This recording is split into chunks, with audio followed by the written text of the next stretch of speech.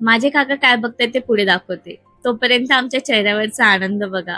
माझी दीदी आणि जिजू आता आई-बाबा झालेले आहेत. त्यांना मस्त अशी गोड मुलगी झालेली आहे आणि ऑफिशियली माझी विहा देखील आता मोठी दीदी झालेली आहे. हॉस्पिटलमध्ये जाऊन आम्ही थांबलो होतो आणि कधीही दीदीची डिलिव्हरी होणार होती. आम्ही फक्त वाट बघत होतो ते गुड न्यूज कधी आमच्या कानावर ऐकायला मिळते आणि मस्त असं दीदीला गोड मुलगी झाली. हॉस्पिटलमधून डिरेक्टली मी दादा वहिनींच्या घरी आली आणि हे आहे ते पार्सल जे काका बघत होते ते म्हणजे विहाचा लॅपटॉप तिच्या डॅडीने तिच्यासाठी मागवलाय. नेक्स्ट डे मी दादा वहिनींच्याच घरी होती आणि आजची ड्युटी होती ते म्हणजे फक्त विहाला सांभाळणं.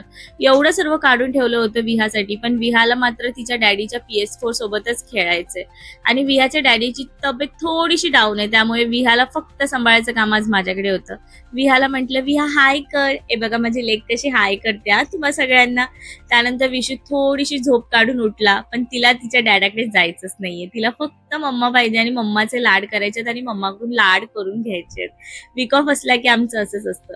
दादा वहिनी मार्केटमध्ये गेले होते आणि येताना दादाने बिर्याणी आणली होती आणि विहाला आता इथे बाथरूम जवळ जाऊन खेळायचंय. येताना दादाने चिकन टिक्का बिर्याणी आणि हैदराबादी बिर्याणी आणली. मी दोन्ही ट्राय केल्या, छान होत्या. त्यानंतर इव्हिनिंगला विशूला थोडंसं बरं वाटत होतं, तो चहा एन्जॉय करत होता. वहिनीला म्हटलं काहीतरी क्रेविंग होते, चटपटीत बनवतो. वहिनीने मस्तपैकी अशी शेवपुरी बनवली आणि मम्मी आणि पप्पा देखील आले होते. त्यानंतर वहिनी आणि मी रेडी झालो आणि पुन्हा एकदा बाळाला बघायसाठी हॉस्पिटलला गेलो.